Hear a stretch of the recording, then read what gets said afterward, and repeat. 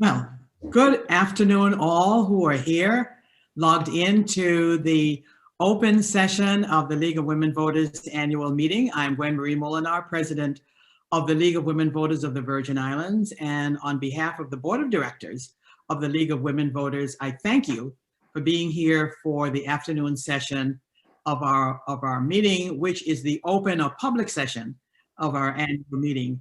Now, typically our morning meeting is only open to members where we plan our agenda for the year and vote on key matters for moving forward during the coming year.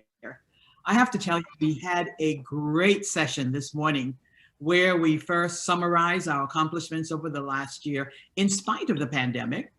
The highlights being our successful public education program for the vote on the referendum in November, and our production with WTJX TV on the many televised programs that brought candidates for elective office to the attention of the public. Also, our winning of grant funds to produce a documentary on the VI suffragists in collaboration with the VI Montessori School and International Academy. And we also got a grant from the National Organization of the League to support our efforts to encourage new citizens to register to vote. This morning, we also elected board members who will work on bringing the board forward. We approved an agenda for the next 2 years in the areas of voter service. We voted for plans for our focus on government service and operations, and for our planning and environmental quality agenda. We also voted on some bylaw changes. So the League of Women Voters of the Virgin Islands looks forward to another productive and exciting 2 years ahead, because we have our schedule is a biannual one. And we invite new members to come and to join us as we work to improve and preserve our beautiful Virgin Islands. And I see just coming on to our presence is Michael Bourne, who is headmaster of the VI Montessori School and International Academy, our partner in that major grant that we just got from the National Institutes of Health through the Community Foundation of the Virgin Islands. This afternoon session is another equally exciting portion of this year's annual meeting, and we're pleased to have as our keynote speaker the Honorable Congresswoman for the U.S. Virgin Islands, Representative Stacey Plasket. Now, ordinarily, the keynote address for our annual meeting would have been delivered during our lunch, and guests would have had the opportunity to join us and her for lunch. But for reasons well known to all, we were unable to do that this year. And instead we had a virtual lunch that was non-calorigenic. But we have Representative Plasket as our speaker, and that is wonderful indeed. Our second speaker is from the National Board of Directors of the League, Dr. Sania Irwin, and she will speak on the national priorities of the League of Women Voters and its work to protect voters' rights, which are under assault nationally. And she will follow Representative Plasket's address. Representative Plasket, thank you. Thank you for taking time to be with us today. There has been much excitement about your presence here today. Virgin Islanders watched your presentation before the Congress and the nation as you made history as an impeachment manager from the Virgin Islands, and as you made your impressive and precise prosecution. You demonstrated a brilliant intelligence and the oratory skills that Virgin Islanders already knew, but that the nation has now learned. Congratulations. As you have agreed to a question and answer period following your presentation, I ask our guests to write in their questions in the chat as soon as you can think of one during the presentation.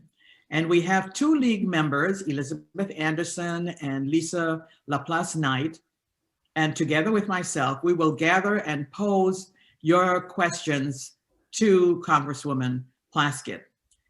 Indicate your name with your question if you wish to have your name included as part of the question. Thank you, Congressman Plasket. The floor, or shall I say, the screen is yours. Thank you for being here. Thank you so much for the opportunity to speak with such an incredible group of individuals. I'm so honored to spend some time with you.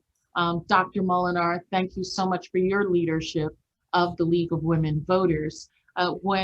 Before everyone was admitted, Dr. Molinar said that she knew that my schedule now was busy, and I let her know that home always comes first.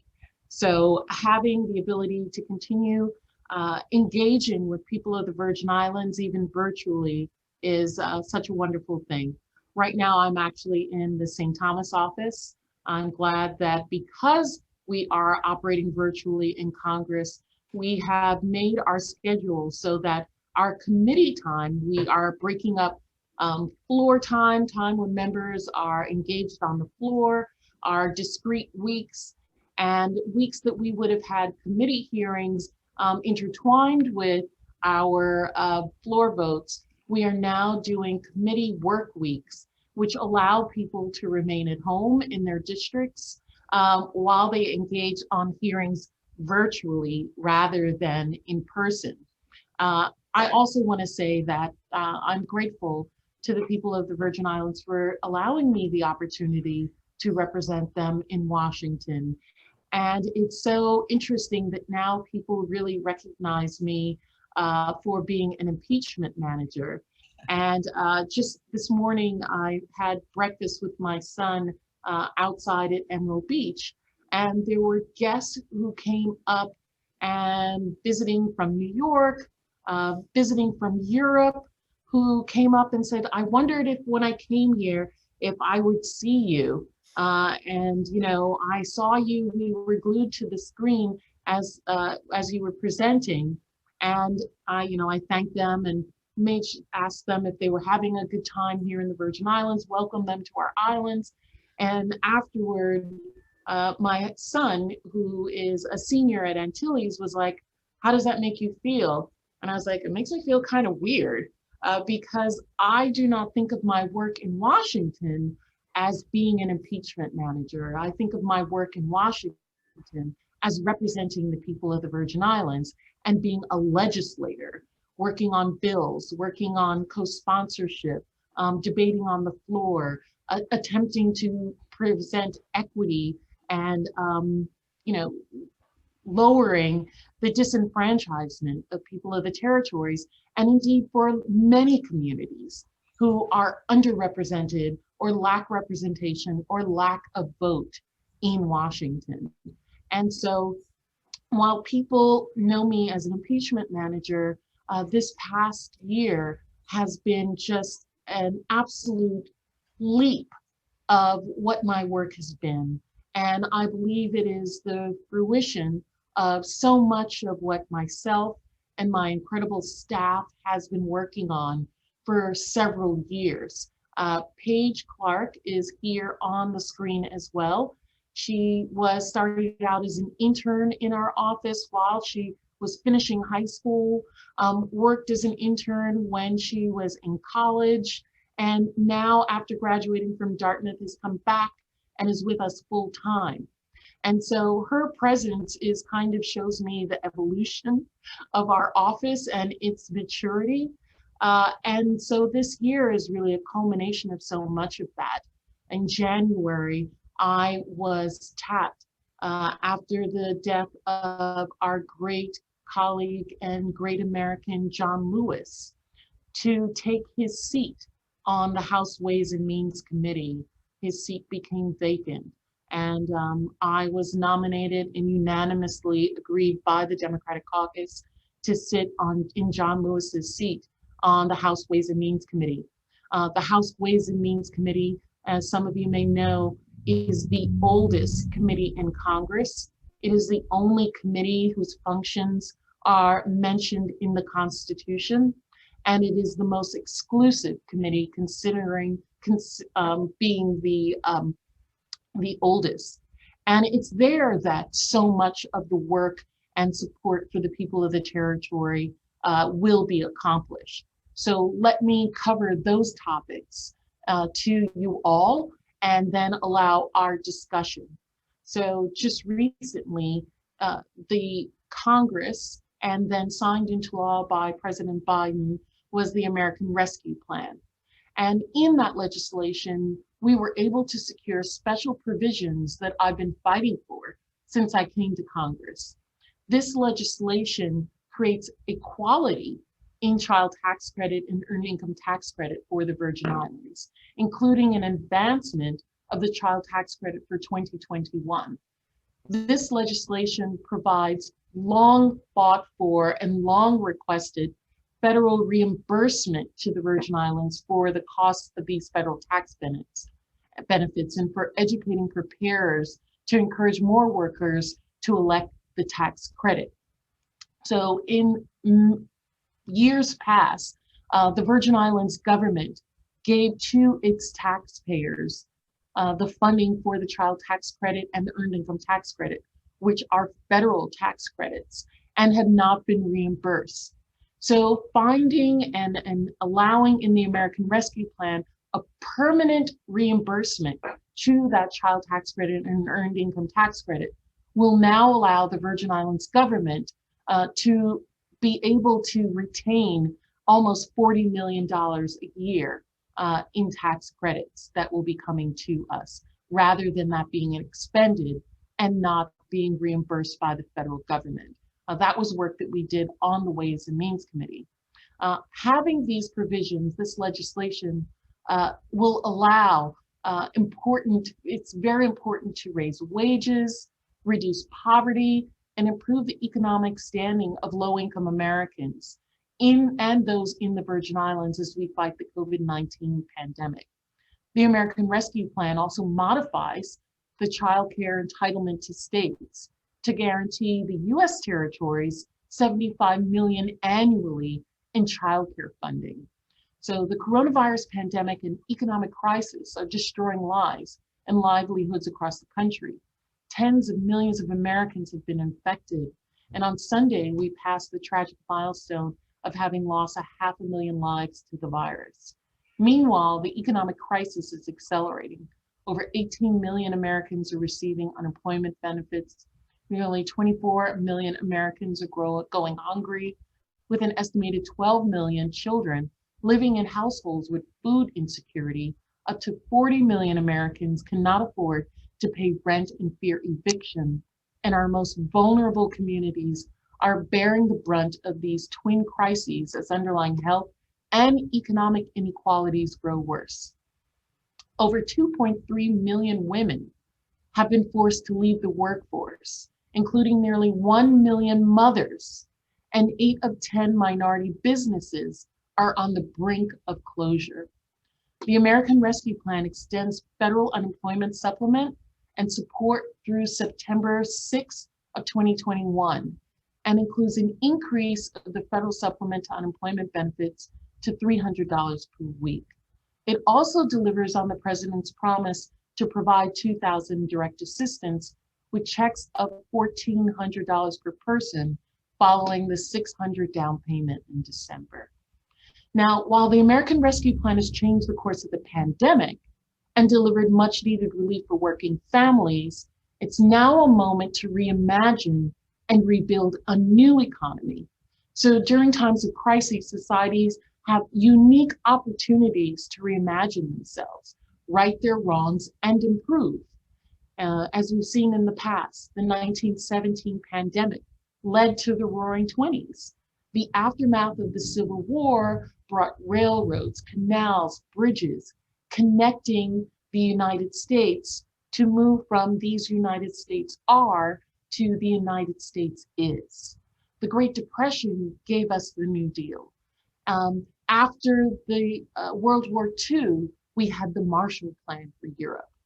The devastation of the COVID-19 pandemic has exacerbated and revealed racism, economic inequality, wealth and health disparities that pervade throughout the United States. And many of us in Congress have decided that we must use this time and this opportunity to forge forward. So the American Jobs Plan, as we're calling it, we recognize this is not just an infrastructure plan that we're working on, but we want to focus on it being a jobs plan as well as a wealth equality plan, bringing equity to wealth gaps that have existed in this country, to create millions of jobs, rebuild the country's infrastructure and our global position as a country to outcompete China and other nations. The American Jobs Plan will invest in the United States in a way that we haven't seen since the construction of the interstate highways and the victory in the space race. The United States is the wealthiest country in the world, but we rank 13th when it comes to overall quality of our infrastructure. Domestic investment as a share of the economy has fallen more than 40% since the 1960s. And after decades of neglecting investment, our roads, bridges, and water systems are crumbling. Our electric grid is vulnerable, as we know in the Virgin Islands, to catastrophic outages, natural disasters, the Virgin Islands, Puerto Rico, Houston, even California with its wildfires are aware of that. Too many lack access to affordable, high-speed internet and to quality housing. The past year has led to job losses, threatened economic security, eroding more than 30 years of progress in women's labor force participation. It has unmasked the fragility of our caregiving infrastructure. It has never been more important for us to invest in strengthening our infrastructure and our competitiveness in creating good-paying union jobs of the future. This must include a 21st century infrastructure. That means deployment of broadband, closing the digital divide in this country by creating these modern bridges that unite and facilitate opportunities for increased economic equity. Unlike past major investments, President Biden's plan prioritizes addressing the longstanding, persistent racial injustices that plague our country. This week, I had a discussion with the chairman of the Ways and Means Committee. And prior to that, having a discussion with Secretary Yellen about this being an opportunity for us as well in this jobs plan to address longstanding, persistent injustices that have plagued our territories as well. So the plan targets 40% of the benefits of climate and clean infrastructure investments to disadvantaged communities. That includes the Virgin Islands. The investment of $100 billion in broadband internet will be the component that makes America a leader, an innovator once again. Broadband is the new electricity.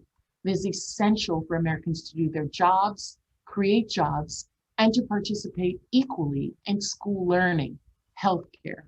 We've seen that here in the Virgin Islands after hurricanes, and of course after the COVID pandemic, and what happened to our young people, to our children. In the last COVID bill, between the first, there have been actually 4 COVID pandemic bills. And then the last 2, we were able, my incredible staff, were able to inject funding specifically to Virgin Island schools. Outside of the money that they have for rebuilding, we have been able to direct funding to the Virgin Islands Department of Education of over $100 million. That is to go to students, to teachers, to support learning for our young people. And it is very broad in its scope, which can allow also the schools to utilize that funding for after-school programs, for summer programs, which will also help our public safety to ensure that our young people have supervised, directed work, study, training, trades building, after school, and on weekends during the summer to negate and try and thwart some of the issues that we have related to crime as well, and to give them a future.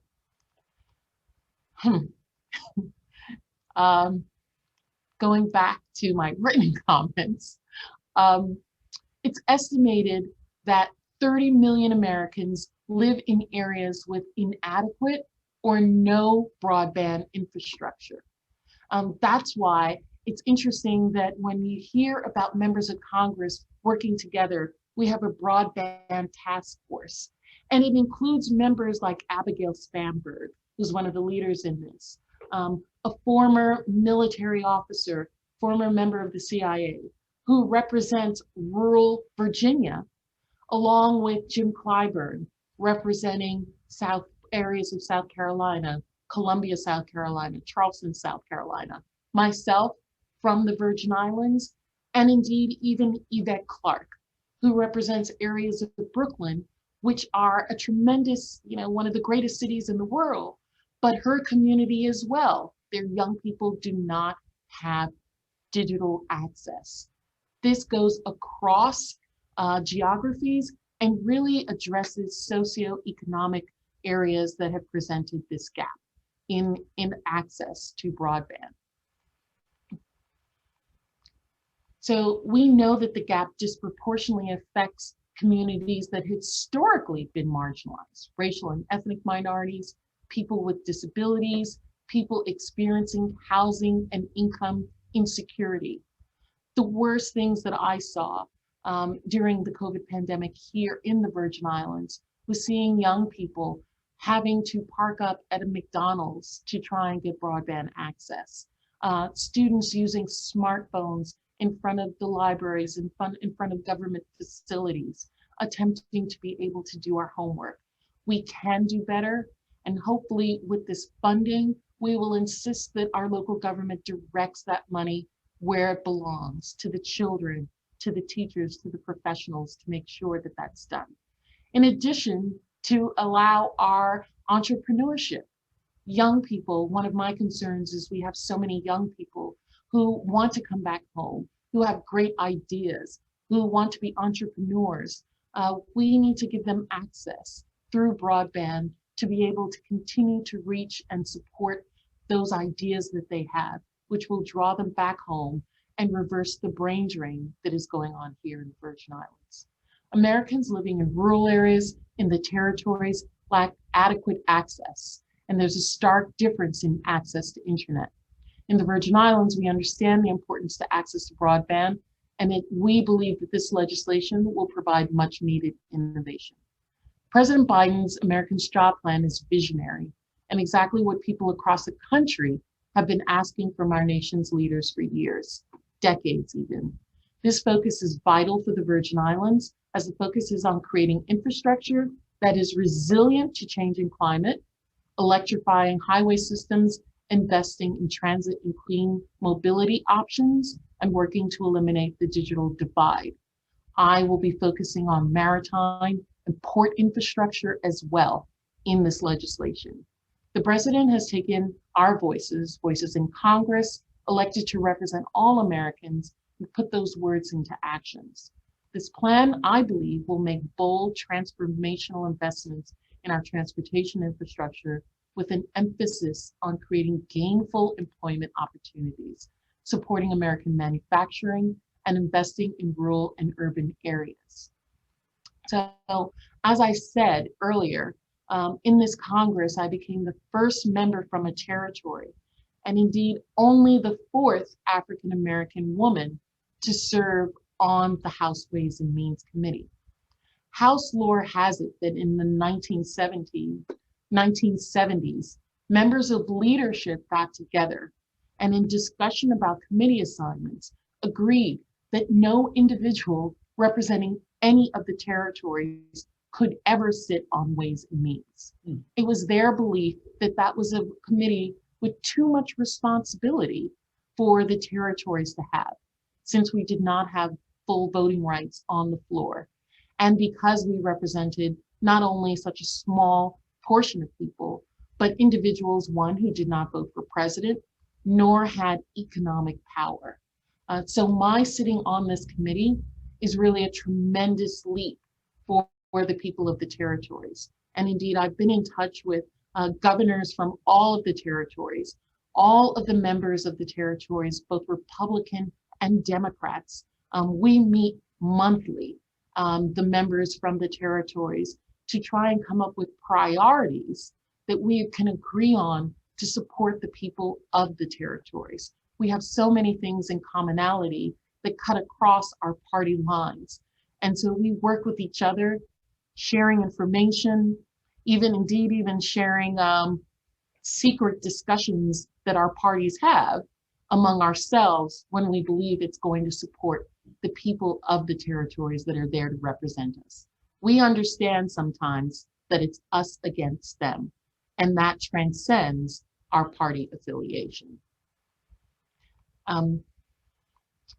So it's the only committee, so being on this committee as the result actually of vigorous lobbying efforts and the work of our office and commitment to developing relationships with other members of Congress. Indeed, in the last 4 years, I've tried to raise my hand frequently to volunteer for things that people don't see.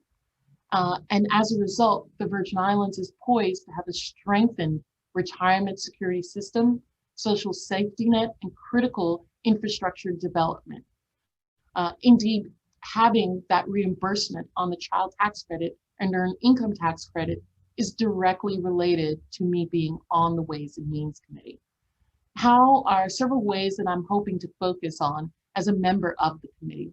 The first is moving forward with infrastructure legislation as a tool for economic growth and job creation, and to use the powers of the Ways and Means Committee to support and move forward President Biden's American Jobs Plan for making a transformational new investment in our infrastructure. We believe that 60% of the American Jobs Plan will be written by the Ways and Means Committee. The rest of the Jobs Plan will be written by all of the other committees. 70% of the last American Rescue Act was drafted by the Ways and Means Committee. And under that one, we have already succeeded in creating equality for the people of the territories. I'm now working to reduce new tax burden on investments in the territories, such as those created by the 2017 Tax Act that was passed in Congress. I am also interested in correcting inequities in our Social Security system.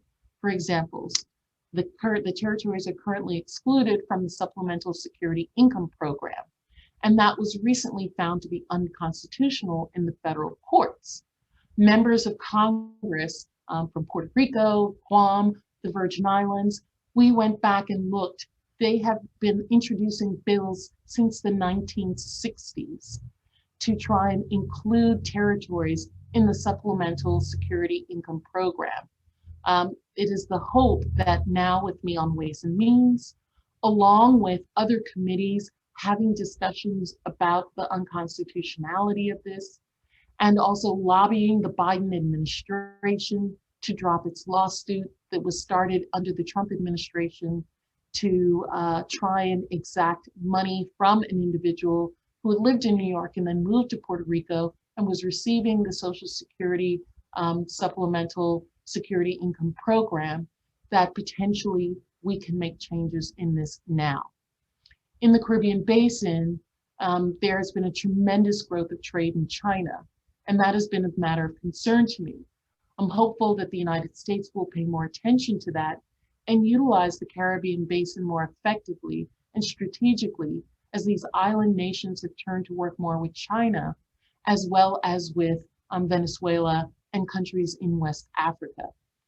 Indeed, yesterday, myself and 15 other members of Congress sent a letter to the Biden administration requesting that they immediately provide support to the Caribbean Basin to support in vaccinations.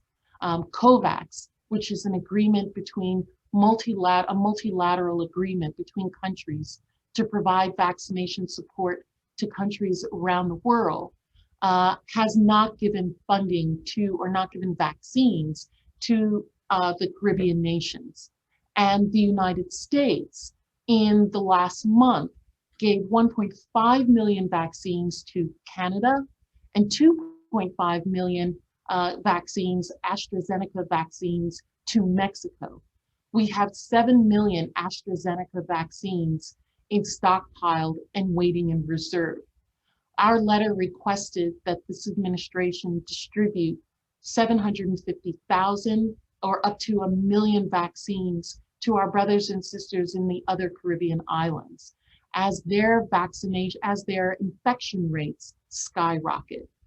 Presently, Jamaica has an infection rate of 47% of people living in Jamaica have the COVID-19 infection. That is outrageous and astronomical.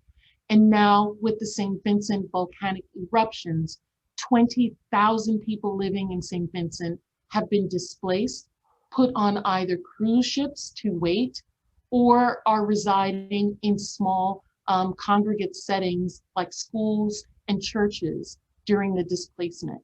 And we know that the vaccine has only been distributed to less than 5% of the population of St. Vincent. It is imperative that the United States, if it wishes for these Caribbean nations to support the United States in issues that are going to the United Nations, going to OAS, that we provide leadership by supporting the nations most in need at our third border, as President Bush called the Caribbean nations. The Caribbean nations are collectively also our number 8 trading partner with the United States, greater than any European nation except for the United Kingdom, greater than any Scandinavian nation, greater than most African nations. The United States exports goods to the Caribbean nations and makes them the 8th largest exporter to the United States. We have got to do better as a nation in supporting our brothers and sisters of the Caribbean region. And as the only member of Congress representing the English-speaking Caribbean, I believe it's my imperative for me to raise a voice to support them. I've been in conversation with Mia Mottley of Barbados, as well as Prime Minister Rowley of Trinidad and Tobago, and as well, most recently with Prime Minister Dr. Gonsalves of St. Vincent, to say that indeed I and other members of Congress will support them. And we're hopeful that our letter asking for disaster support as well as vaccine supports will be taken up. And I will keep you through press and other ways informed of the outcome of that. I also serve on the Committee on Budget. Most members, once they serve on Ways and Means, they do not sit on any other committee. My staff believes that Stacey's idle hands are just brought for mischief and insists that I sit, work my way and sit on other committees. So not only have I retained my seat on agriculture, where I am chair of the subcommittee on biotechnology, horticulture, and research, the arm that deals not only with every specialty crop, every crop that is not a commodity. So if it's wheat, corn, sorghum, soy, all of those I'm not responsible for. But everything else, those are the vegetables that you eat on a regular basis that come on your plate. My committee and I have oversight over that. Additionally, as the head of biotechnology, I have oversight over all of the research, discussion on organics, and indeed a new crop that is not a commodity as yet, hemp and eventually marijuana, sit within my committee's jurisdiction on agriculture. And on the budget committee, there's a lot of work that we're going to be doing, which is responsible for budget resolutions, reconciliation, budget process reforms, oversight of the Congressional Budget Office, revisions of allocations, adjustments, and scorekeeping. So given that the Committee on Ways and Means exercises sole jurisdiction over revenue-raising matters, being on both committees provides an avenue for continuing involvement on decisions that deal with money. So one of the burning questions that is going on now that I'm so excited has risen to a much larger level of interest in the Virgin Islands was not so much when I first came into office is voting rights. Indeed, when I first came to office and raised the issue of voting rights, Many advisors told me not to take that up, that that was a losing battle, that it did not affect people's pocketbooks. People were only interested, of the Virgin Islands were only interested in bread and butter issues, and that it was a losing cause. I didn't feel so. As someone whose all four of my grandparents were alive during the time of transfer, which meant that for 10 years, all four of my grandparents were citizens at one point of no nation. I believe that we have reached a point 100 years later of maturity where we must look at self-determination. We must make a decision as to what we as a people would like to be. So I've been working on that through many mechanisms in Congress. One was first supporting judiciary avenues, lawsuits that were being brought on behalf of people that were living in the territories, working very closely with the young man, Neil Ware, who heads up Equally American.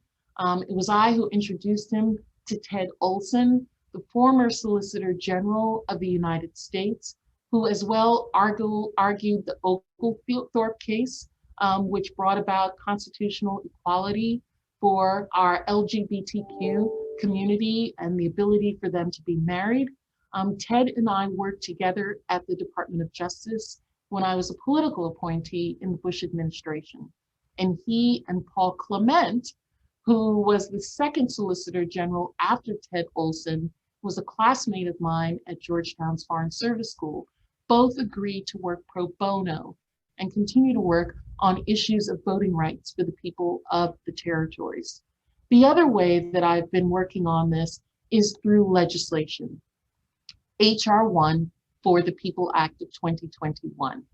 When the For the People Act of 2019 was introduced, I fought hard for the bill to call for progress on how to form a consensus for a path forward to address voting rights and election issues facing Americans in territories.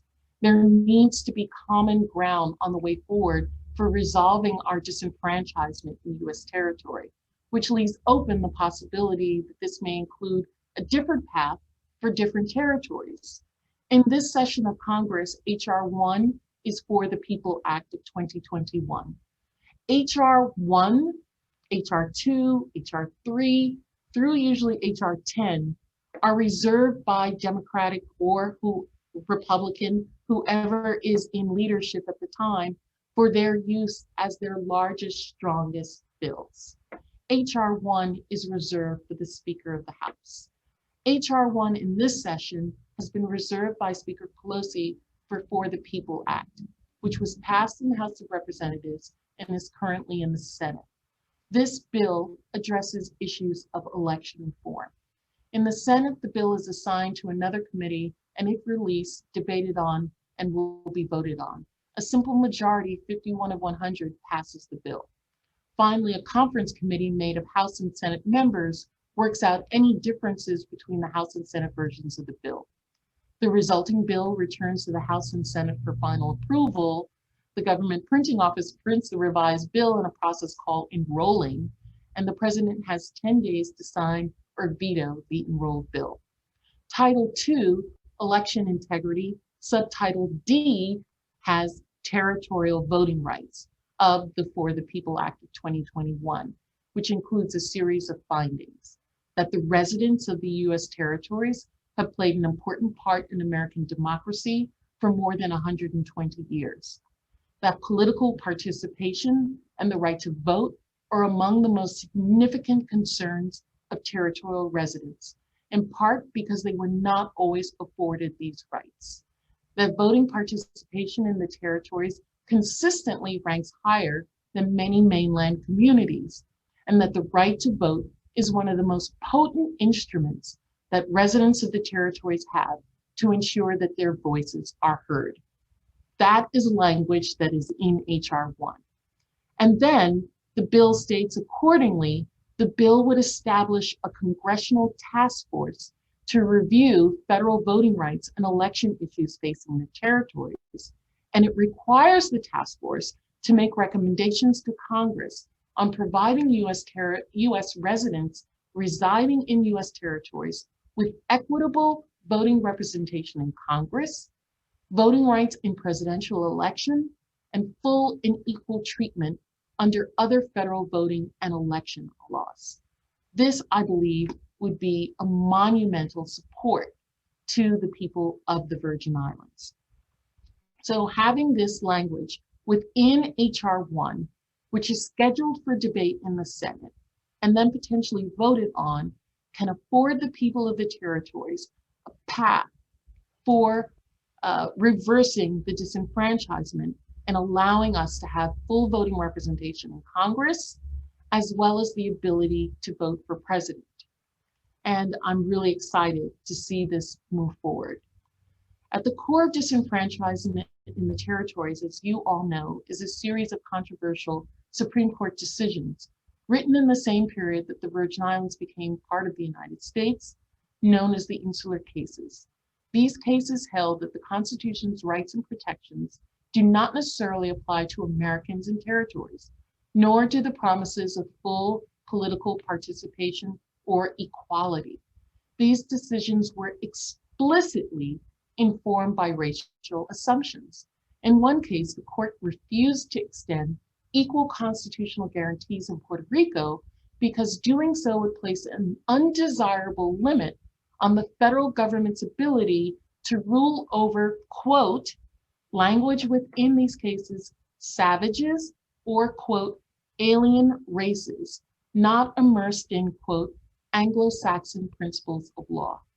It comes as no surprise that the most influential of the cases, Down versus Bidwell, was decided by the same justices who invented the separate but equal doctrine of racial segregation in Plessy v. Ferguson just 3 years earlier.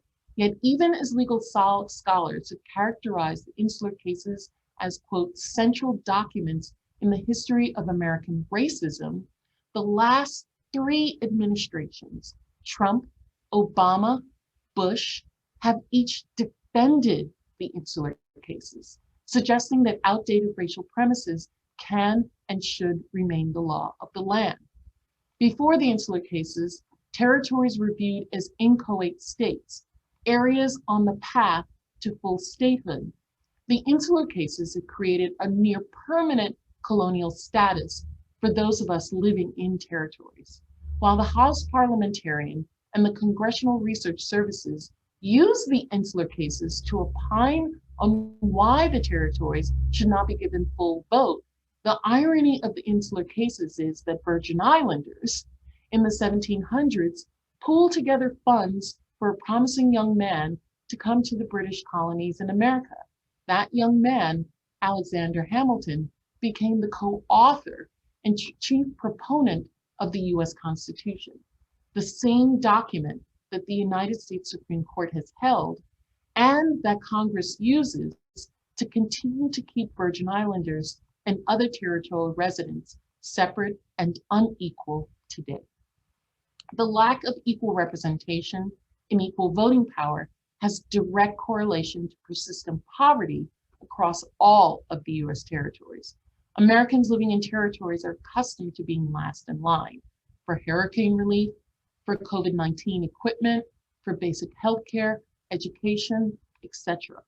All 5 territories have significantly lower per capita income than any state, yet are subject to arbitrary eligibility and barriers in funding and caps that limits their poorest residents across access to much needed federal benefits. I submit that they would much more likely to receive parity and equality under these programs if millions of Americans who live in territories in the United States were allowed to participate fully in our democracy. I have repeatedly called on the Virgin Islands legislature, the Joint Board of Elections, indeed our governor, to utilize mechanisms to obtain the meaningful position of the people of the Virgin Islands on political status in the territories. For the last 3 Congresses, I have requested that the Virgin Islands legislature pass legislation to educate Virgin Islanders on the laws, on paths of either full inclusion, independence, Commonwealth status, incorporated territory, statehood, etc. Let Virgin Islanders know the pros and cons of each through organized, sustained, pervasive education, and then bring a referendum by which I or whomever is the member of Congress at that time should have to take that up with Congress. Repeatedly in the last several months after the impeachment, people have continually asked me, does the Virgin Islands want to be a state? I have avoided the question because I cannot say with certainty what the people of the Virgin Islands want. And I believe as your representative, it's incumbent on me to know what the people want and not give my personal opinion as to what we should be. The time is now. We are almost at 175 years from our ancestors emancipating us from chattel slavery, 100 years from being a part of the United States. Our maturity level is such that we should and must self-determine what we want to be. The League of Women Voters of the Virgin Islands has tasked by the 33rd Legislature, conducted a public education program informing voters about the referendum included in the 2020 election. Should the Virgin Islands Legislature convene a constitutional convention to adapt and adopt the revised Organic Act as the Constitution of the USVI, I was pleased to see this as residents of the Virgin Islands need to be able to make a well-informed decision. I was also encouraged to see the brochures from the League of Women Voters of the Virgin Islands produced in Spanish and French Creole to assist citizens in registering to vote. By voting, citizens are participating in a democratic process and electing leaders to represent them and their ideas, and the leaders support the citizens' interests. As such, I'm calling on you, the League of Women Voters, to formally support H.R. 1 and our language surrounding the establishment of a congressional task force to review and make recommendations about federal voting rights and election issues. So there's so much other stuff that I can be discussing with you. I know that I've talked for a long period of time and wanted to open it up for questions. I know that many people have asked about Medicaid and Medicare reimbursement. I wanted to also inform you about that as well. And then I will allow you all to ask whatever questions has come through the chat or that our moderators may have for me. Just want you to understand with Medicaid, in the 116th Congress, that was the Congress before this one, Congress increased Medicaid funding by $256 million for the Virgin Islands through October of 2021. The further Consolidated Appropriation Act of 2020 and the FFCRA provided the U.S. Virgin Islands with an additional $128.7 million for fiscal year 2020, $127.9 million for fiscal year 2021, and an FMAP of 83%, meaning that the federal government makes an 83% payment of Medicaid and the Virgin Islands makes 17%, which is greater than the poorest state in the United States, which was much more equitable than what had been previously done was the arbitrary 55-45%. And in addition, 6.2 percentage points during the COVID-19 pandemic. Without congressional actions, the U.S. Virgin Islands would have received approximately $18.8 million as opposed to the $128 million we received, and $19.2 million as opposed to the $127.9 million we received, and an FMAP of 55% as opposed to the 83%. These funds increases have allowed the U.S. Virgin Islands to improve Medicaid services and provide health coverage to the most vulnerable population. In fiscal year 2020, the U.S. Virgin Islands covered nearly 2,000 more enrollees than they had previously. And this is in contingent, however, the viability of Medicaid program and further improvements are contingent on long-term funding solutions, which we are working on in the Energy and Commerce Committee And all of the representatives of the territories, indeed members from Florida, New York as well, are supporting us in that. In Medicare, HR 3, which is the Elijah Cummings Lower Drug Costs Now Act, would allow residents of the territories to automatically qualify for premium and cost-sharing subsidies for low-income beneficiaries under the Medicare subscription drug benefit. The territories are currently excluded from this federal subsidy. And in HR 537, I authored the bill, the Supplemental Security Income Equality Act, to extend that Supplemental Security Income Program, SSI, to residents of Virgin Islands and Puerto Rico. We are continually working on these matters and hope that you will look at our website, which is at plasket.house.gov, to look at all of the legislation that our office is working on. The St. Croix National Heritage Act, which included in HR 803, Protecting America's Wilderness and Public Lands Act. In that landmark package of bipartisan bills that was passed in the House, the National Heritage Area that were designated by Congress as places where historic, cultural, and natural resources combine to form cohesive, nationally important landscape, St. Croix's National Heritage Act was included. We are also working on additional resources and supports. And if you go to that website, you'll find out about all of that legislation. So I just want to close by thanking you all for the opportunity to speak with you. There are lots of other pieces of legislation that I could discuss, but think it's important. I've now been talking for quite a bit of time. In Congress, we are only usually allowed 1 minute or 5 minutes. So this has been excruciating for me in some ways, and hopefully we can have some back and forth discussion. Great. Thank you so very much, Congresswoman. It's great. I should tell our viewers that we had shared with Congresswoman Plasket a list of concerns, and she has indeed addressed all of them. And we want to thank you for that. We have quite a number of questions that came in, and I'll share those with you, but I will take the prerogative of chair and ask the first question. There are two vulnerable members, groups in our communities and throughout all of the territories.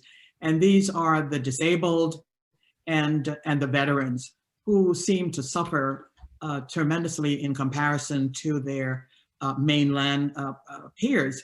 The veterans in particular have gotten unfair and unequal treatment when compared to veterans on the mainland.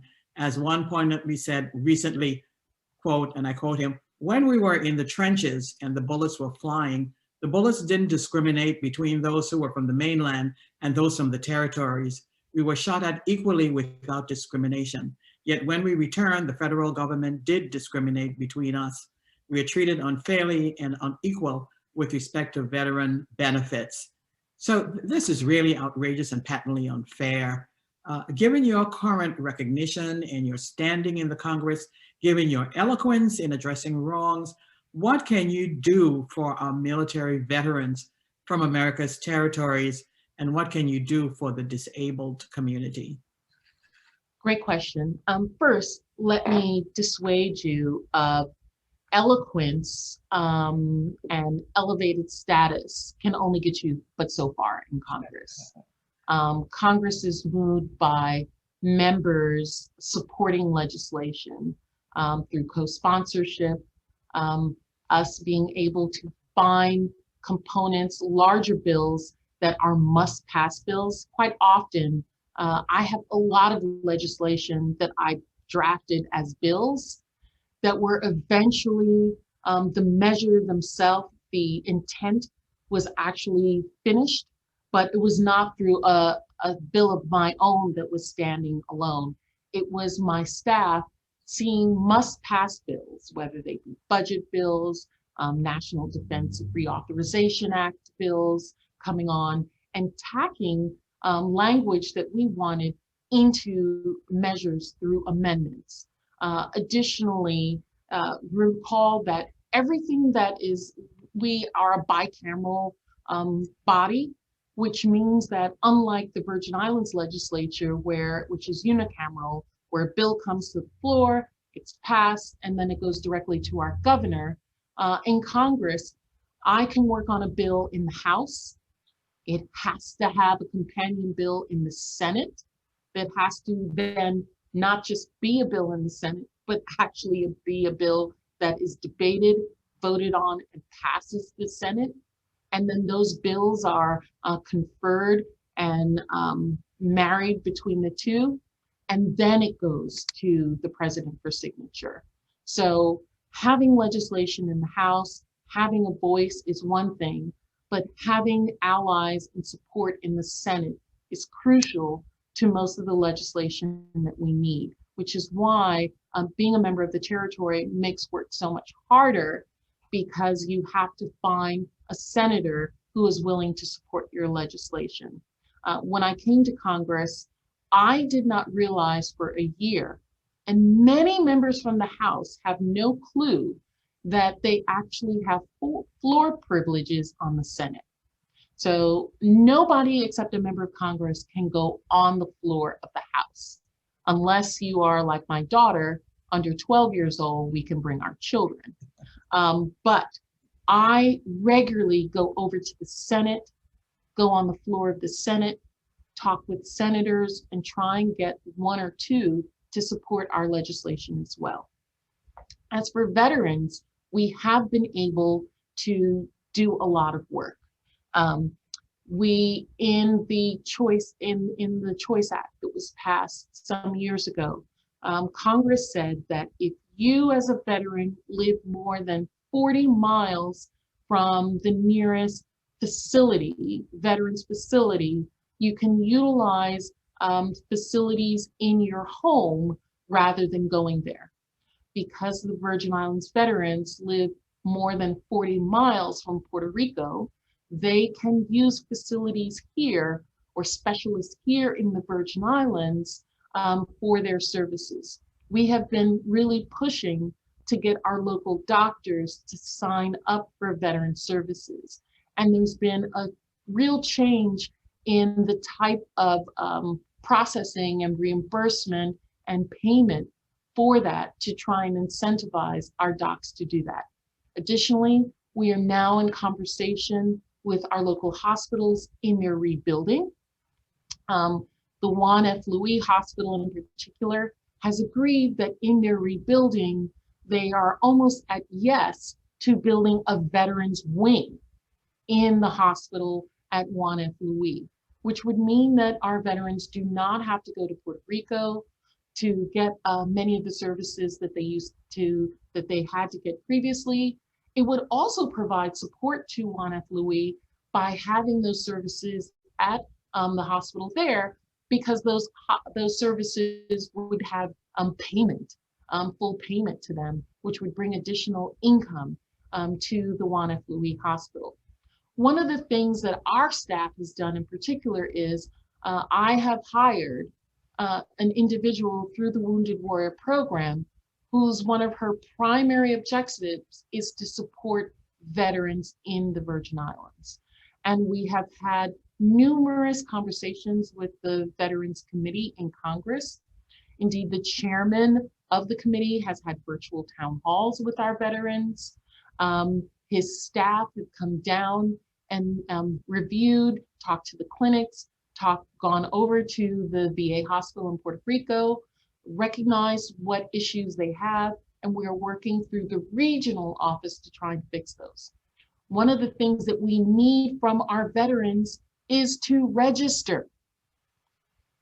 Part of our problem is that all of the individuals who are veterans in the Virgin Islands do not register as veterans. And so our numbers do not look as large as they are. Veterans here will say, well, I'm not going to get benefits, so there's no need for me to sign up. But if we were able to demonstrate larger numbers, it would drive the argument that it would be cost effective for Veterans Affairs to provide many veteran services here. As for those with disabilities, as I discussed on, one component is SSI. We've continually tried to, particularly in our rebuilding efforts, try and push for support to those with special needs, those with disabilities, to have the support that they should receive. Discussing Medicaid. Right now, when I came into Congress, the federal government paid 55% of costs. The federal government is now paying 83%, and during the COVID pandemic, 89%, and has bumped up per annum the amount that they're paying from averaging 18 million to 125 million a year. That assists as well. So we are chipping away at the issues that we have seen and trying to work with those groups that need the support most. Great, thank you. We have 3 questions about the infrastructure bill. Can I say something? Someone said the process yes, for veteran registering is is cumbersome and frustrating. Have those veterans call our office and we will assist you in registering. We are, going to the American Legions, reaching out, trying to offer our services to provide that. But please, you've got to get through the process. It's cumbersome and frustrating for veterans living other places as well, but they do it. And we've got to do the difficult part to get to the benefits as well. Great, thank you, thank you. The 3 questions about the infrastructure are the following. 1, will the bill address unreliable power in the Virgin Islands? That came from Marianne LaFleur. From Ryan, can any of the Biden infrastructure plan money be used for gun violence reduction strategies in the Virgin Islands? That came from Ryan. And the third one from Francine Lang is, what ideas do you have for the League of Women Voters in supporting the passage of HR 1? What do you suggest that we can do? So first, to my church sister, Ms. Francine Lang, I want to thank her for that question. Let me knock that one out. Well, 1, a formal letter would be phenomenal.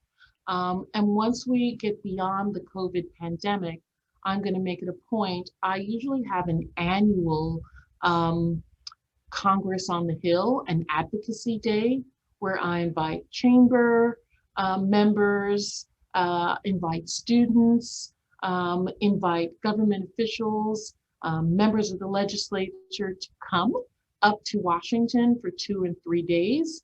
And I make you do my job as well. And I have you lobby on behalf of the Virgin Island issues. That means going to, particularly to members of the Senate.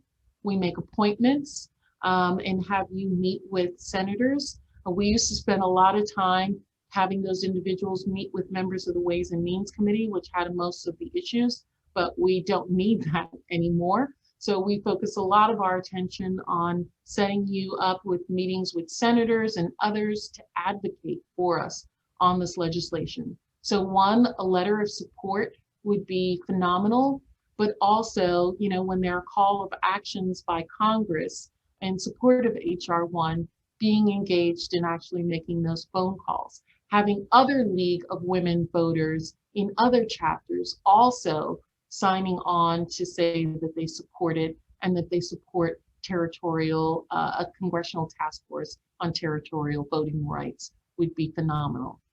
Great. As to to Ryan, your question about violence and gun control. One of the components of the American Rescue Plan was not just to give funding and additional support to small businesses, the stimulus checks, support to our hospitals, support to our schools, but there was actually support to local governments for lost revenues. And the Virgin Islands government was, through my efforts in Congress, able to get a check from Treasury written of $567 million. That is for unrealized revenues due to the COVID pandemic. That money is very, very broad in scope. And I've discussed with the governor, one of the areas that I believe it could be used for is for law enforcement. We know that we face an issue of not having sufficient law enforcement here in the Virgin Islands. It can go to not only raising income or raising salaries for those officers, it can be very creative. I suggested things such as providing down payments for homes for young officers, those coming onto the force. Say you are a graduate of college, people say, well, if you graduate from college, you don't have to pay, you don't have to take the policeman's exam, and you make $60,000. Well, I just graduated with a degree, I have a BA. Do I want to make $60,000 and have my life endangered? Or do I want to make $50,000 or $30,000 somewhere and not? We've got to over incentivize it. I know other locations that have done things like, if you are law enforcement and you move into these particular areas, we will support your down payment and we will also provide equity in that home. We could use this money, this pot of money, for that as well, for law enforcement, to try and grow the ranks and grow the numbers of law enforcement officers that are here on the ground, to do community policing, to have numbers sufficient that police officers do not just need to be in cruisers, that they can also be on the street, learning the community, being there as a deterrent. It could also be used, Ryan, the funding could be used to after-school programs for job training. Part of the reason that we have crime is that our young people do not have support for other avenues of income generation. Most of our violence is related to drug trafficking, to gun proliferation here in the territory. We do not do the amount of drugs that are being brought onto our territories. We are, drug dealers are very smart people.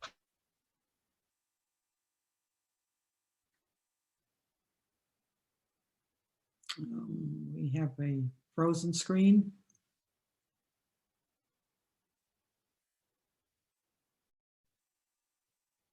Is it just her screen that is frozen? Paige? I believe so. Paige? Is Paige still on?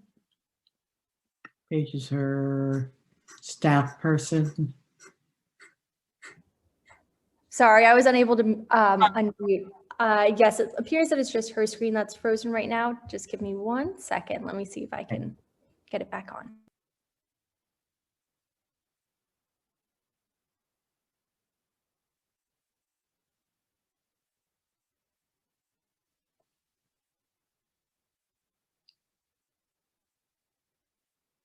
While we're waiting for her to come back on, Dr. Sekou, I see you had asked a question about convening a political status convention. Are you satisfied with her support for self-determination?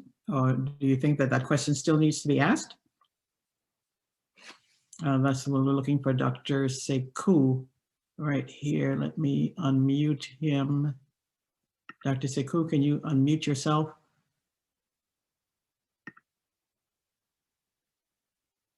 Can you hear me? Yes, I can hear you now. Do you think almost the delegate is eloquent. She answered the political status side, but I'm also asking about the 6th Constitutional Convention issue. What are her views about that? Because that was that's an incomplete aspect of the referendum. Yeah. I want to have you about that. Okay, let me see. Let me see another question. Dorothy Isaacs, you had a question here about participation in the Affordable Care Act. Was her response to the, was her response satisfactory to you about the? She talked about Medicare and Medicaid. Yeah.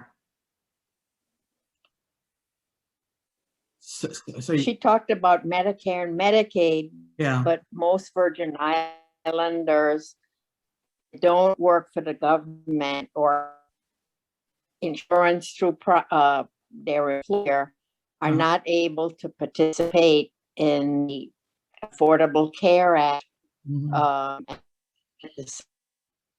have Democrats in Congress and in the White House, whether we can adjust that so that we also can participate in the ACA as opposed to just the Medicaid portion. Okay. I see Dr. Raxter has one that she has not addressed, and that is climate change. So I definitely will put forward your question, Dr. Raxter. And let me see. And I think it was Felicita who asked the letter of support should come from, that we would be sending in terms of HR 1. Who should that letter be addressed to?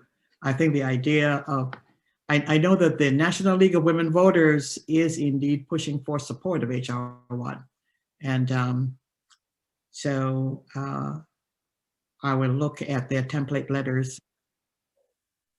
Let me see, I think she's trying to come back on. She may be having some issues. And that's one of There she is. the internet support. Let me see.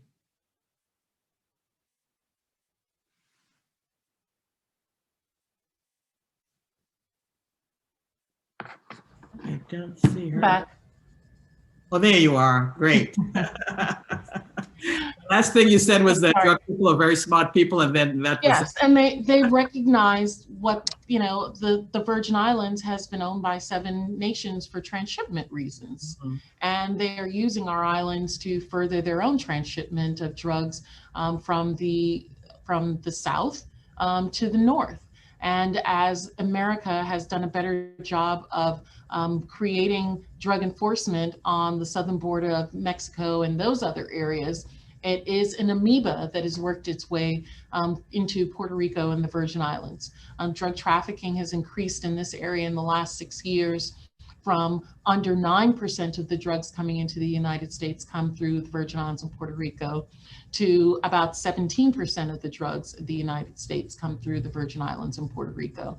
And so additionally, with regard to crime, our office has been working to increase the amount of Coast Guard presence here, making sure that, as you can see in St. Thomas, in the last 3 years, they have additional fast cutters to be able, and we are working with them about increasing their FTEs, the number of individuals that are deployed to this area, and increasing the presence of DEA and others. But we have to look at this holistically. It's not just a drug enforcement and a law enforcement issue, it's also a social issue. It says creating new jobs, as we are talking about through the American Jobs Plan, creating trade, supporting school systems. All of those things need to be done. And discussions about WAPA. I saved that one for last because that's the one that's probably the most frustrating and infuriating to me. Some of you may recall over a year ago in September, it was highly publicized that I had written a letter to the governor complaining about what I believe to be failures of senior leadership at the Water and Power Authority. It's my belief that much of the funding that Washington would be able to give us, and in effect, some of it has not been realized because, in fact, of the Washington's unwillingness to believe that some of that money will be utilized appropriately. And so in looking at the funding that we have now through HUD for creating microgrids, to burying lines, to creating resilience with our through the rebuilding funding, I'm really trying to support our local government in ensuring HUD and those other agencies that we have the mechanisms in place to utilize that money appropriately. And I believe additionally with the Jobs Act, that the need for climate, the discussions that the president had with regard to climate change and fossil fuel reductions, that will further accelerating the discussions and the desire of Washington to support us in creating some reliability in our electricity system. But this is a continual area of frustration for me. One of the most difficult parts of the job of being a member of Congress, and more experienced senior members have told me this all the time, is that you can do an amazing job of getting the money, of appropriating the funding, of creating the programs, but then it's not your job to actually execute it. That's local government. And so it's frustrating for me to do, and my staff to be up, weeks at a time, lobbying, ensuring, drafting legislation, making sure that we're included, that we're treated equitably. And then, the money is then allocated to us, and having to allow the Virgin Islands government itself to take care of that on their own. I can ask them if they need assistance, I can prod them, but that's not my lane. And so, I can only do as much in that regard. Additionally, I can only do sometimes what I'm told. Local government doesn't always share everything that they're doing or their problems or their frustrations. That's where politics come in. People don't want to expose their bad side many times. They don't want to show where their vulnerabilities are, where they're having shortfalls, where there may be capacity issues, where there may be inabilities to move through or navigate through executive branch of the federal government bureaucracy. And exposing that sometimes may feel that they're making themselves vulnerable politically to another individual or to another branch of government here in the Virgin Islands. And that means that all of us have to create an ecosystem where politicians are able to say that I'm having problems and I'm having failures. I think that social media has made that even more difficult for elected officials to say where they themselves and their offices may have shortcomings, where there may be capacity issues. And in particular in the Virgin Islands, where we're so quick to disparage and to beat up on elected officials rather than offer them support into what may be shortfalls, or even, listen, after the storms, we received over $8 billion appropriated to us to rebuild the Virgin Islands. And we had a short period of time to develop the expertise and the personnel to be able to do that. We also, as a territory, have to navigate through a tremendous amount of bureaucracy in Washington.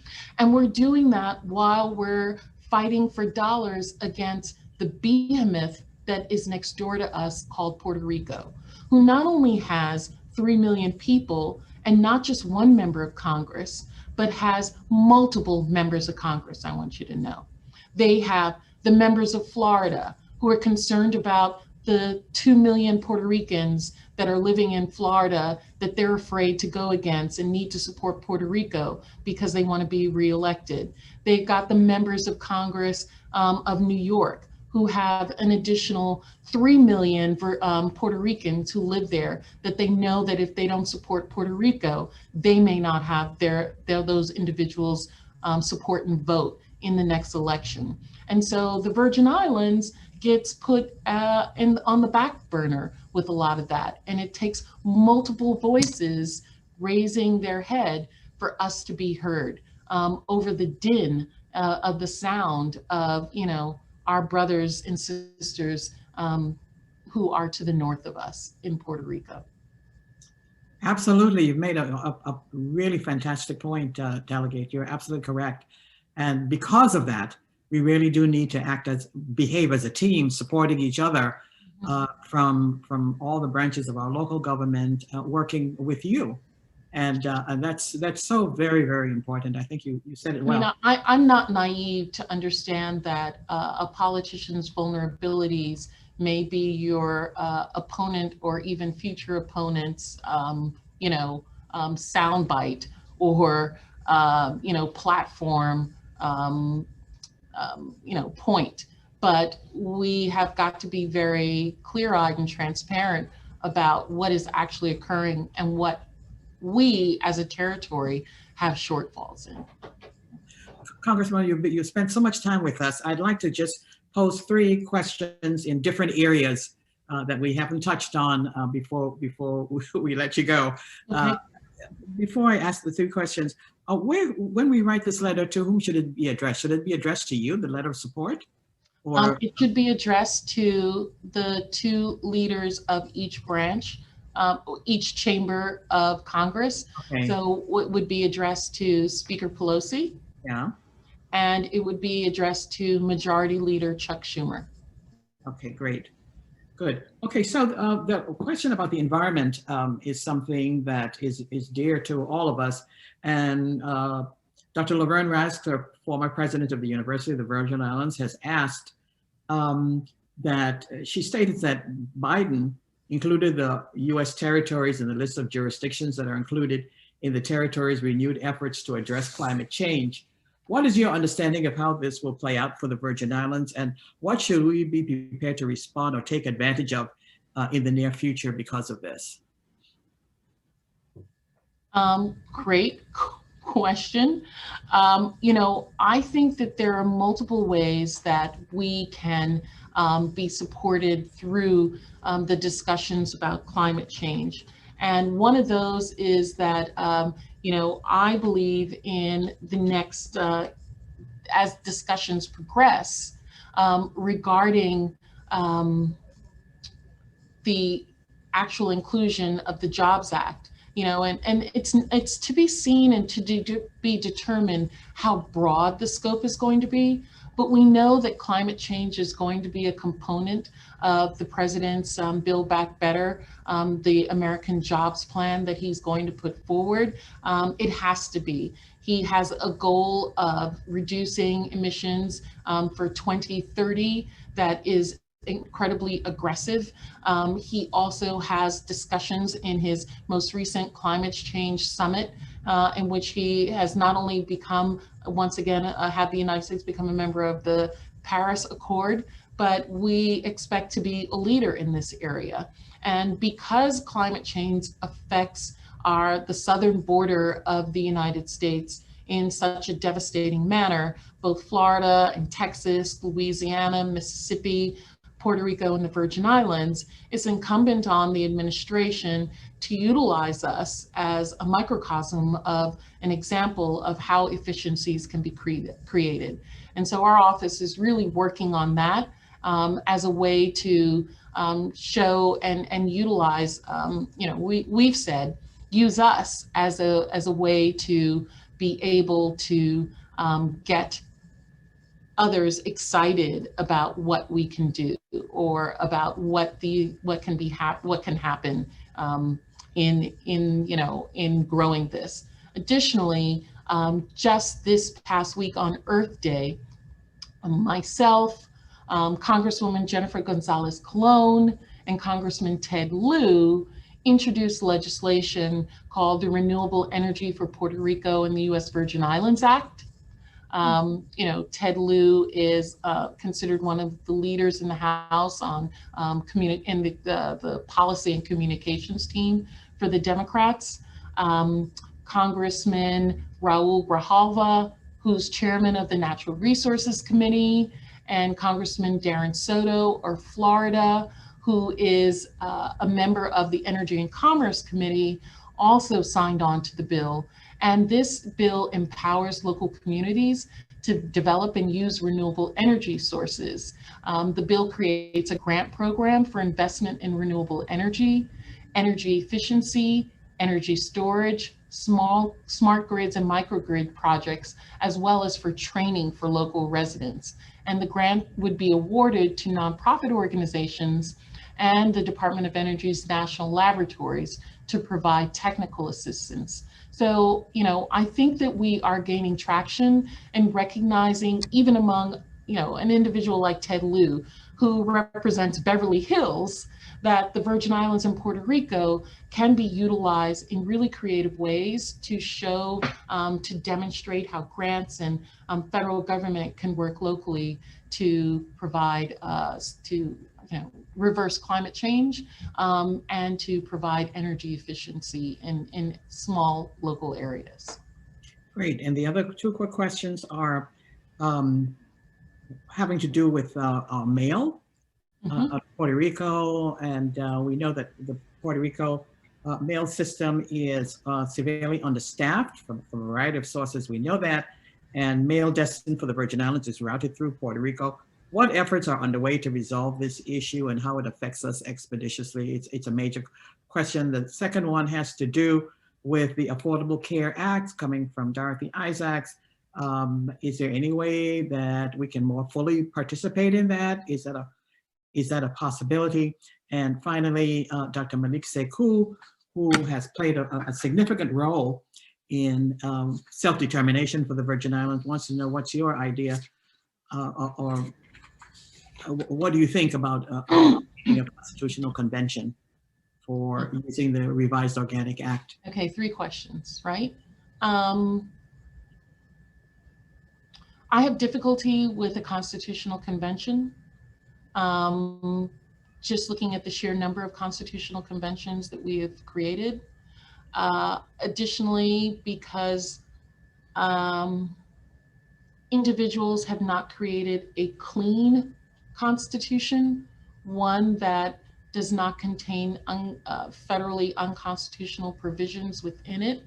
And so I have been in favor of adoption of the revised Organic Act as our constitution, so that then is passed by the federal government, by Congress, and then that affords us the ability, after we have our own constitution, to make whatever amendments and changes we want to it. I do not personally believe we need to putting Virgin Islands history as a component of education in a constitution. I think that is a bit frivolous in a constitution. And I recognize, this is a little controversial, but I recognize that, I am considered an ancestral Virgin Islander. My family has been here, both my mother and father's family, before the transfer, indeed from the 1700s.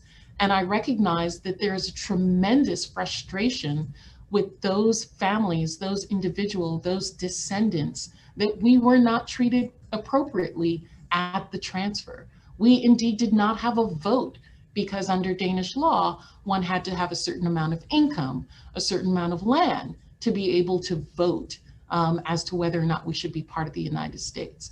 The fact that Copenhagen received all of the money that was given by the United States, none of that money was invested here, creates a great deal of frustration by those individuals who are descendants from people who were here from Danish rule.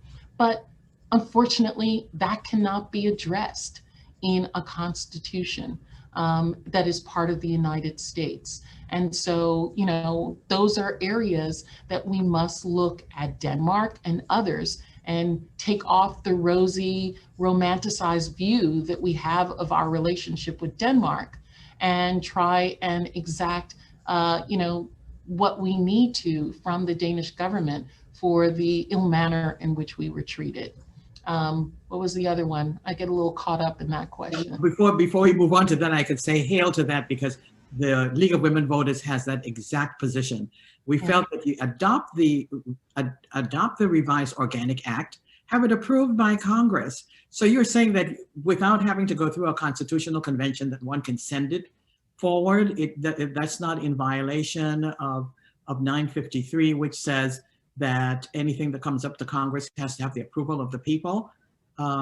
This can just simply go straight to Congress, do you think? Well, I believe that, a referendum could give the approval of the people to say that that is what they desire, along with agreement of those to whom the people have elected, that being the legislature of the Virgin Islands, agreeing to that as well. And you could leave it up for, interpretation. You get, I'm an attorney. You get 3 attorneys, you can get 5 different opinions on a subject, but that's my opinion of it. And so going back to, I got an A+ from Melissa too. Woo!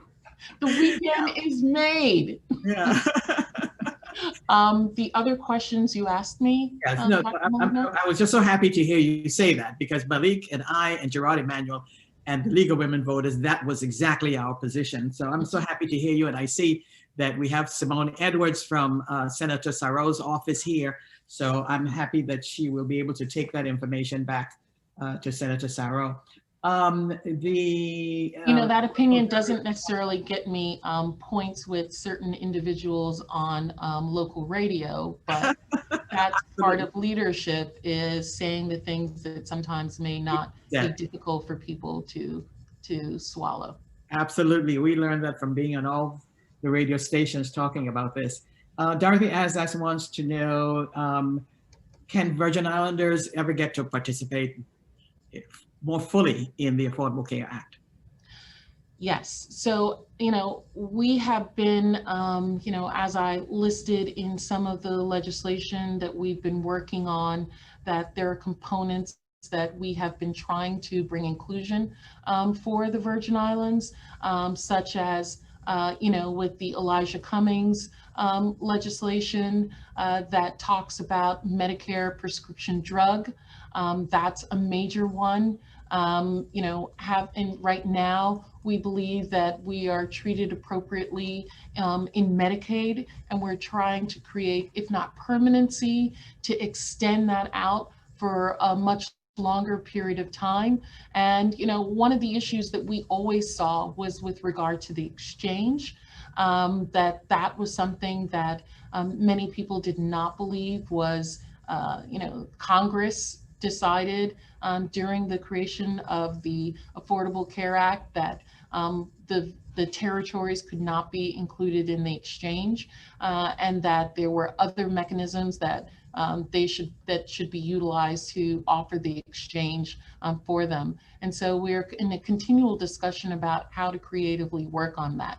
Interestingly, just so you all are aware, at the time that the Affordable Care Act was being drafted, Governor DeYoung had a very close relationship with then Governor Manchin, who had offered for the Virgin Islands to be part of the West Virginia exchange. And that was rejected by Congress. Interestingly, now Senator Manchin is one of those individuals that when I need someone to support a component or legislation for the Virgin Islands, that I turn to, based upon his former relationship with the Virgin Islands as a governor and part of the Southern Governors Conference. People are always asking, Democrats are often very frustrated with Joe Manchin. And my response to them is, either you have a Joe Manchin who asks us to continually, who negotiates with the Democrats to create legislation that he can vote with the Democrats, and by his presence as identifying as a Democrat affords the Democrats the Senate, or you don't have a Joe Manchin and you have a Republican from West Virginia, because either it's Joe Manchin as the Democrat or it's going to be a Republican from West Virginia, and therefore not having that majority by Democrats in the Senate. Yeah. So I saw the question, will USVI be able to get dental and vision plans which we're not eligible for at this time? Again, that's something that we're negotiating through. This is an issue that all of the territories have. And, a lot of these questions are really related to our own, the Lieutenant Governor's office, who deals with insurance, is also an appropriate place to do much of the lobbying and the support in this. One of the things that people continually talk to me about is USAA, which is a great means of insurance, affording car insurance here, but they do not have mortgages. And so they ask me, are you going to do something about that? Well, insurances fall within the Lieutenant Governor's office. And while we can continue to press and to lobby people, we can't make companies be in the Virgin Islands if they do not feel that it's cost effective based upon our numbers to be in the territory. Great. I think that came from Gail Garrison. Congresswoman, you had mentioned $100 million to education. That's fantastic. Can any of that be used for capital projects or building new schools? Sure, it can, but remember that we also have the other funding from the rebuilding after the 2017 storms to rebuild much of the schools. That funding can be utilized to create infrastructure if it fits within the, creating social distancing, making an environment that's conducive to our children, supporting pandemic guidelines. That would be the mechanism that 100 million can be used for that. I know that the Department of Education has been in long discussions with with HUD, with FEMA, about agreeing to the plan for the rebuilding. One of the greatest benefits of the legislation that was passed in 2017, but what has become very frustrating is that in the 2017 legislation to give us the funding for the rebuilding, Congress changed the law just for the Virgin Islands and Puerto Rico. So we were able to show to members of Congress when they came down that if Congress had been giving us funding as they should have all of these last 20, 30 years, we would, because of our underfunding, we did not have the sufficient funds to do the maintenance, to do the deferred maintenance that we needed throughout the years. We weren't receiving Medicaid dollars in the amount that we should. So our hospitals, who had so much uncompensated care, had to say, do we pay our docs and our nurses, or do we rebuild our roof? And members of Congress agreed that that was in fact the case. And so they said, you know what, even Republicans, it was a Republican controlled Congress at the time, you know what, because of this underfunding and because we know, unfortunately, that storms will happen in these areas, Congress will give funding to the Virgin Islands and to Puerto Rico, not to build as it was at the time of the storm, but to rebuild as it should be, which is exponentially larger amount that we would have received. Unfortunately, one of my Georgetown classmates was the head of OMB at the time, Mick Mulvaney, who ideologically did not believe that states or territories should really have rebuilding paid for by federal government, that is a cost of a state or a territory, that they should in fact have massive skin in the game, as he called it, or they should be able to have budgeted and saved that money for contingencies such as storm. You know, my thing would be, Mick, what if you don't have skin to have skin in the game? What are you going to do in those instances? And so the Virgin Islands government, along with the Puerto Rico government, had been for the last 3 years in this back and forth with the prior administration. And the argument, you know, I kept telling our local government is, listen, this is not a plan argument that you're having. You're presenting plans and they're trying to tweak you around the edges. This is an ideological difference that is taking place in Washington, and that is the mindset. You need to not agree and go back to Congress and make Congress force OMB to support you, because members of Congress, both Democrats and Republicans, hate when the executive branch doesn't do what they direct them to do with money. But, you know, the decision was made by our local government to continue those negotiations. And so we are in a place where most of those plans have not been agreed to. It's our hope that with this new administration, that will change.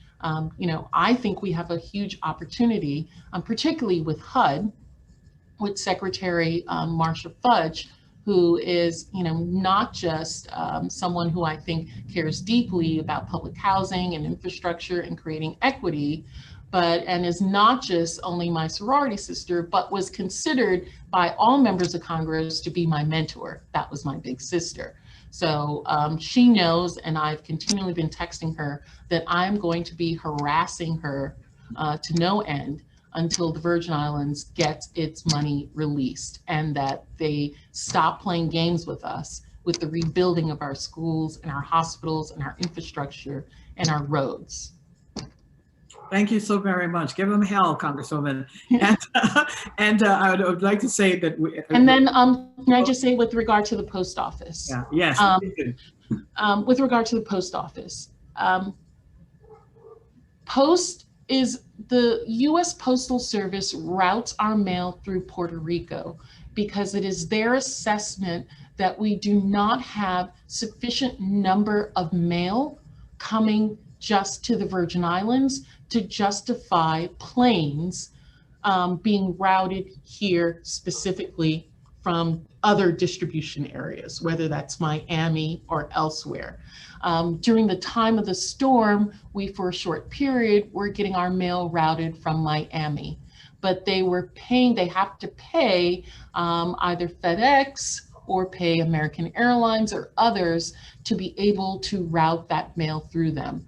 And as you know, the U.S. Postal Service, or you may be aware, is not a government entity.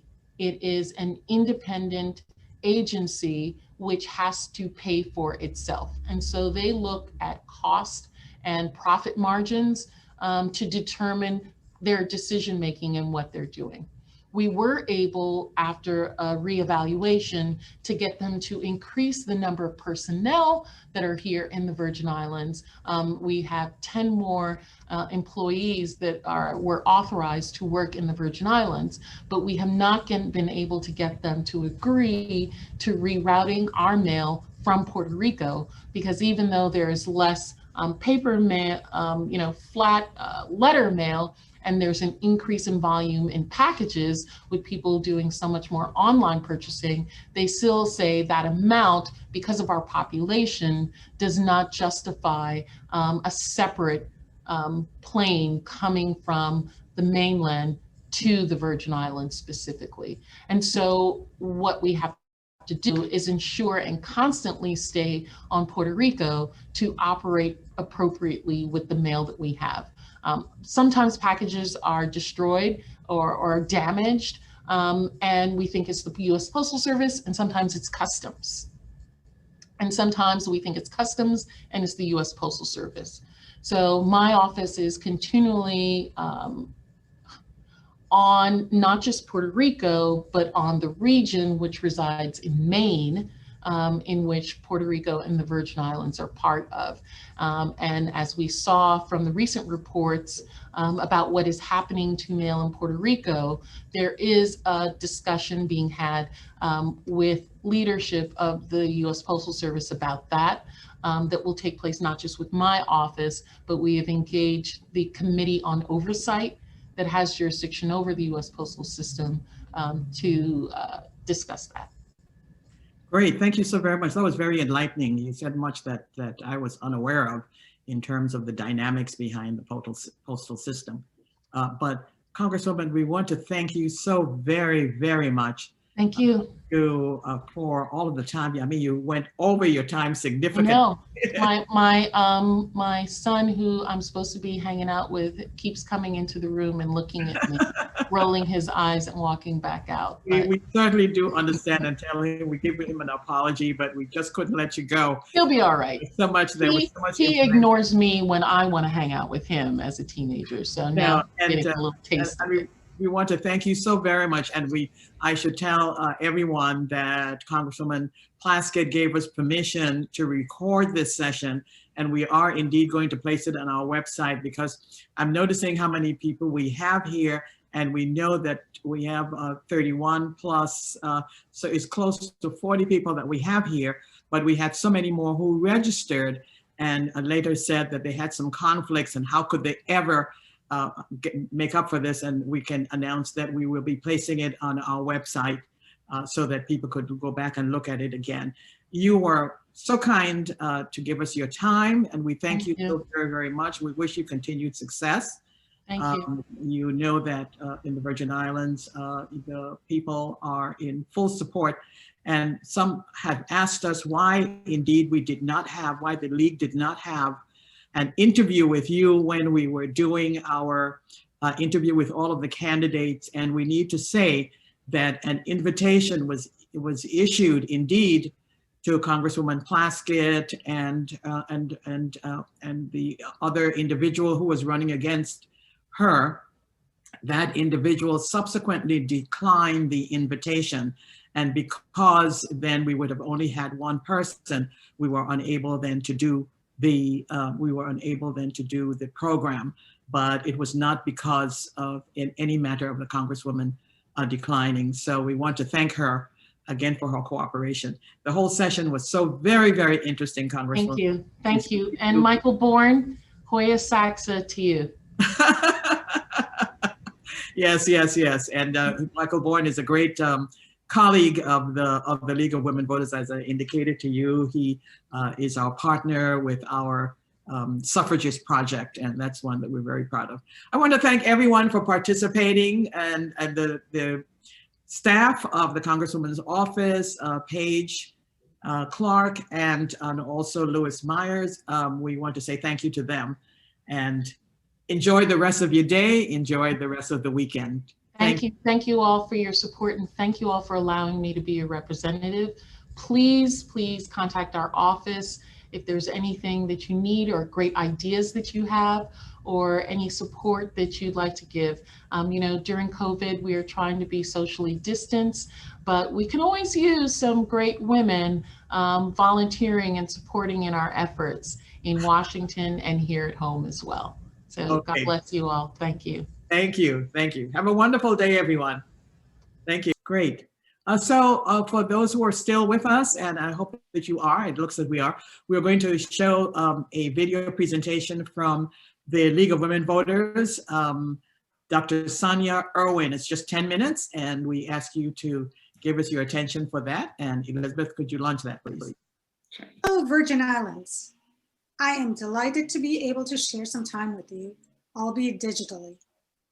Of course, I wish I could join you in person, but I'm thankful that technology allows us to connect even when circumstances do not.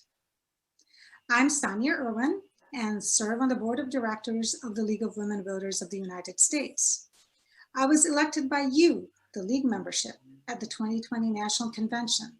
So I'm still in my first year as a national board member, and it has been an honor to engage with, learn from, and collaborate with such thoughtful women and men dedicated to the mission of democracy. It has also been my absolute pleasure to be the LWVUS liaison to the League of Women Voters of the Virgin Islands. This has given me an opportunity to better understand the history and the unique challenges faced by the Virgin Islands and the US territories. My discussions with Gwen, your League president, has been enlightening and invigorating. The Virgin Islands League has accomplished much in this past year. You educated voters on whether the legislature should convene a constitutional convention to adopt the revised Organic Act as the Constitution of the Virgin Islands. This enabled voters to be better informed, and they approved the ballot measure in the November 2020 elections. You held televised interviews on the local PBS station of candidates running for political office at the senatorial level. You produced brochures in Spanish and Creole with a grant from the National League to support efforts that encourage new citizens to vote. All this and much more in the midst of a global pandemic. 2020 was quite a year, both historic and pivotal for the League. Our organization celebrated its 100th birthday back on February 14th of last year. Then a few weeks later, just as the primary election season was ramping up, the coronavirus hit our nation and dramatically changed our world. It raised practical questions regarding the nuts and bolts of our democracy. Would elections be postponed? Would voters have the opportunity to vote by mail? The virus, however, was one of many challenges facing the electorate as various voter suppression tactics ramped up. There was deliberate misinformation spread through social media. There was a lack of funding for the post office, causing confusion and distrust of the mail system. There was also the very real national poll worker shortage due to health concerns in the midst of a pandemic. The League, however, rose to the occasion. So many volunteered their time. Our vote411.org election site became a wider known source of most up-to-date election information, visited by more than 6 million users. For the first time, it was also available in Spanish. The attacks on voter access in 2020 shaped much of our work at the national level and impacted voting rules in nearly every state. The League was part of more than 60 state and federal lawsuits in more than 35 states to ensure voters had safe access to the ballot this past election. With a winning record, we protected the rights for 20 million voters through our election-related litigation. Our cases covered important issues such as establishing or enhancing notice and cure process for ballots flagged for rejection, waiving double witness requirements for mail ballots, and expanding the absentee excuse to cover more voters. Last November's election saw record voter participation, and all of the voting access we fought for need to be extended and made permanent to encourage greater participation in future elections to come. Instead, we see voting rights under continued attack. Since November, there have been hundreds of bills in state legislatures attempting to make voting more cumbersome. That is why the League supports the John Lewis Voting Rights Advancement Act, which aims to restore and strengthen our freedom to vote by making sure any changes to voting rules that could discriminate against voters based on race or background are federally reviewed. It also restores the Voting Rights Act of 1965 and curtails some of the worst forms of voter suppression. The League is also proud to support the For the People Act, a bill that comprises of a transformative set of reforms to strengthen our democracy and return political power to the people. The legislation improves access to voting with reforms like same-day registration and automatic voter registration. It ends voter poll purges based on failure to vote. It requires independent redistricting commissions to carry out congressional redistricting. It counters Citizens United decision and brings accountability for politicians, big corporations, and donors. The bill has strong provisions for improving transparency in campaign finance and strengthening government ethics enforcement. And it establishes a congressional task force on voting rights of United States citizens of the US territories. As we work on these critical efforts that strengthens our democracy, we remain committed to our core values of nonpartisanship and diversity, equity, and inclusion. Nonpartisanship is the bedrock of our organization and our legacy. But being nonpartisan does not mean we are non-political. Wanting every eligible voter to have equal access to the ballot box is not partisan. Wanting a robust democracy in which everyone has an equal voice and equal representation is not partisan. Wanting to see more elected officials that reflect the diverse makeup of our country is not partisan. Issues are not partisan. Our work is issue-based, and we arrive at our position based on careful study and input from our members and communities across the country. We never derive our positions from politicians, and even when candidates or parties support the same issue, we never endorse them. If a party changes their position on an issue, that doesn't mean the League has to change our position to remain neutral. However, political connection and assumptions are made about us that simply aren't accurate. Supporting the democratic processes of registering eligible voters and casting and counting ballots is seen by some as subverting one political party, even though these are sacred tools of our democracy. Likewise, empowering voters who previously had been left out of the process and supporting the anti-racism movement does not mean we are in alliance with one ideological segment of American government. Rather, it means we are doing what we were founded to do, standing up for what is right. No party has a claim on any particular issue. Sometimes a candidate or political party agrees with our position.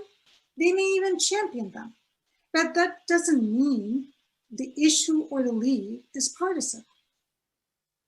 Let's also remember, league members are not a monolith. We represent opinions and positions that can be found across the American political spectrum. What brings us together is our commitment to voter empowerment and defending democracy.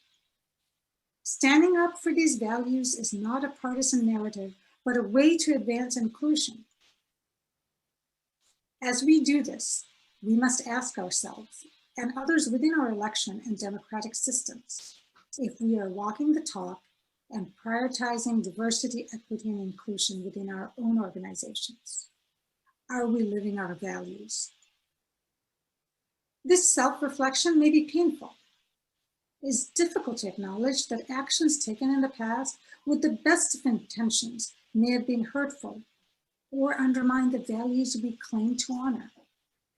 It will require us to be open, transparent, and willing to admit when we are wrong. The League itself, while fighting for the 19th Amendment, was not welcoming to women of color. During the Civil Rights Movement, the League was not as present as we should have been. While activists risked life and limb to register Black voters in the South, the League's work and our leaders were late in joining to help protect all voters at the polls. It wasn't until 1966 that we reached our first position to combat discrimination. Still, our focus on social policy was from afar, not on the front lines. We acknowledge we have work to do, while acknowledging that we have made significant strides. At the 2020 National Convention last June, the League membership voted to enshrine our commitment to diversity, equity, and inclusion as a foundational principle on the same level with our nonpartisanship stance. Fighting for racial, gender, class, and disability justice is not partisan. Our dedication to creating a more perfect democracy that works for all people demands that we fight for a more equitable world and apply a DEI lens to all our work.